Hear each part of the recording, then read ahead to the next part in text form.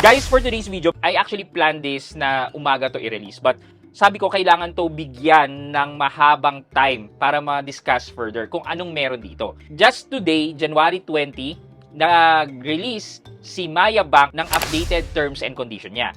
And dito sa terms and condition niya, may mga changes na kailangan nyo malaman, lalo na kung gumagamit kayo ng mission para mapataas ang interest ng inyong Maya Savings Account. However, kailangan natin maging cautious dito.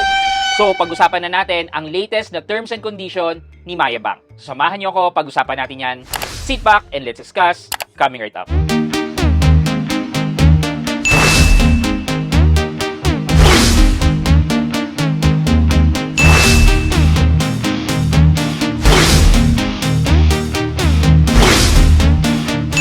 Hi guys, this is Pat and you're in Pat Quintos Review TV.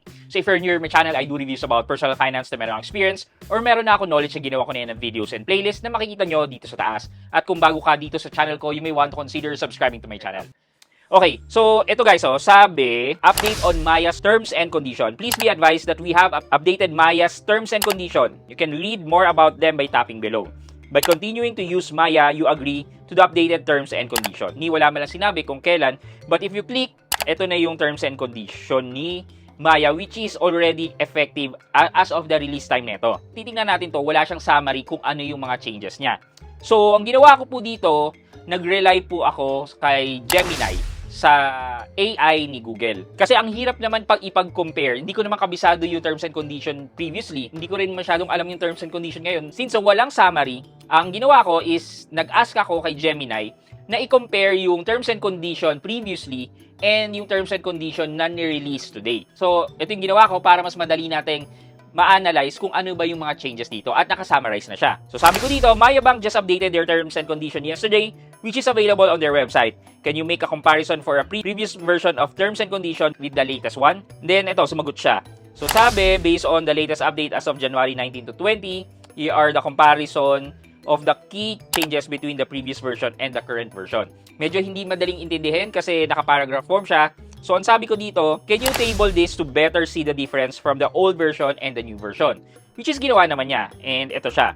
So, sabi niya dito, yan, like for example, maintenance fee. Walang malinaw na monthly, medyo direct translation ang ginagawa ni Gemini dito. Kaya sabi ko sa kanya, I want this in English version and not in Tagalog. Sinasabi ko sa inyo yung pagkakasunod-sunod na ginawa ko because we are relying on an AI. Yung i-discuss natin dito may not have the direct word per word available dun sa terms and condition. Paano ko ba explain? Basta parang nag-isip itong si AI dahil sinamarize nga niya and upon summarizing, ito yung nabuo niya. So, ang disclaimer dito is hindi ko sure kung 100% true to, pero nakakabahala kasi. So, simulan na natin. So, ang una daw is inactive account status. So, dun sa previous version, accounts were generally considered active until 2 years of inactivity. So, meaning, pag 2 years daw nang walang transaction or nangyayari sa account, it will be considered as inactive or dormant. Sa new version niya, pinalitan siya. So, new trigger daw, an account is tagged as inactive after only 12 months or 1 year if there's no client-initiated transaction, kung walang transaction na ginagawa. Pangalawa, monthly maintenance fee. So, sa previous daw, no specific monthly fee for inactive account was enforced. So, hindi alam kung magkano yung service fee na ibabawas sa mga dormant account. Sa bago daw, now enforced, there is a 30 pesos monthly maintenance service fee that will be charged to the account that have been inactive for 12 months. Okay, so yun yung service fee or dormancy fee niya. Okay, dormancy definition. Dun daw sa previous, accounts were tagged as dormant after 2 to 5 years. Dito naman sa new version is strict timeline, inactive for 1 year, inactive with fees, then inactive for 5 years, magiging dormant subject to encashment or transfer to National Treasury. So, kunyari may na-deads, may laman yun, nakalimutan na, after 5 years, pwede na daw nila i-transfer sa National Treasury or sa government. Okay, ito yung isa sa nag-struck sa akin. Sabi dito, promo and interest, tapos may quotation gaming. Okay, dun sa previous version daw, general warning against system abuse and fraudulent transaction. So, warning lang daw sa mga system abuse and fraudulent transaction. Sa bagong version, explicit prohibition specifically bans circular transactions. Example is looping money between friends or apps just to trigger high interest missions. Yes, So, kung gumagawa tayo ng workaround daw, mababan po ang ating account with Maya. So, it is imperative for us to know this prohibition para itigil na itong tawag na workaround. Though, I must admit, sabi ko nga, AI to, sinamarize niya, hindi ko alam kung tama ang pagkakasummarize niya because after this, naging concern ako dito sa promos nga and fees. So, gusto ko malaman kung saan directly makikita itong prohibition na to.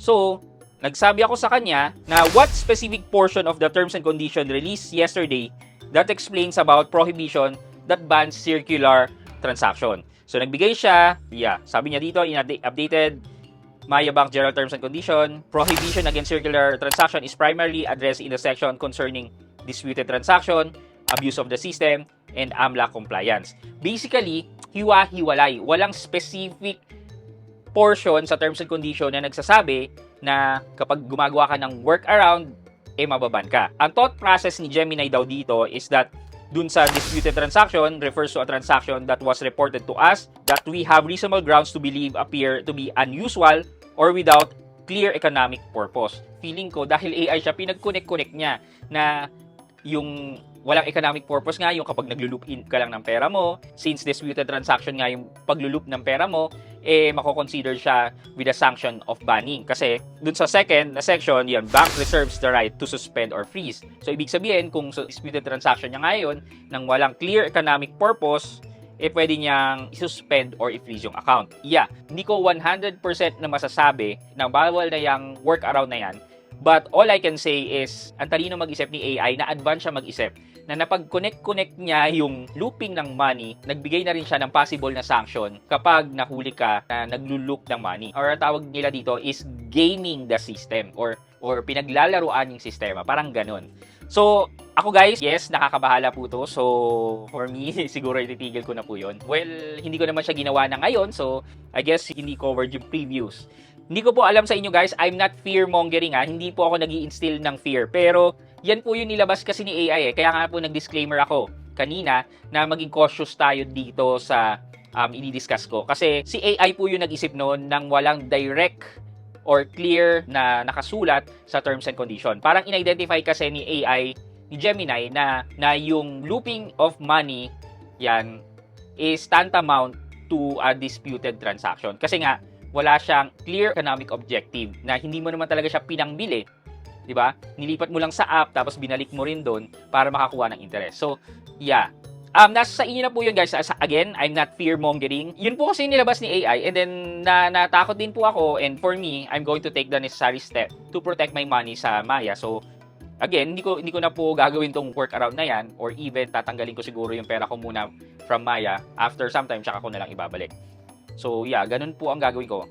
And again, please, before you take any financial decision, make sure na pag-aralan yung mabuti. Siguro basahin nyo po ng maigi yung terms and condition and wag po kayong gumaya sa akin na nag-rely lang sa AI to make a comparison between the old version and the new version. So for our question of the day, do you know how to spot an AI-generated content? Madali lang ba malaman kung AI-generated ang isang content or nahihirapan po kayo? Well, let me know sa comment section sa baba for a chance to win 1,000 pesos sa ating weekly GCash giveaway.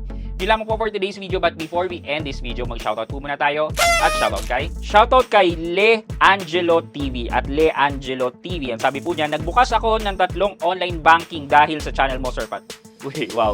Thank you naman po. Shoutout from Saudi Riyadh kay Le Angelo TV or Le Angelo TV. Shoutout po sa inyo and thank you so much po for watching and supporting my video. And hopefully naman po nakatulong yung information na sinishare ko po sa inyo. Thank you so much po for watching and supporting me. I hope you like this video, leave a thumbs up, and if not, wala nang problema dyan, but continue to support me by subscribing to my channel by clicking the subscribe button and also the bell button sa tabing subscribe para mag-receive ka ng latest notification sa lahat ng upload ko. Again guys, this is Pat Quinto and you're in Pat Quinto's Review TV. Bye-bye!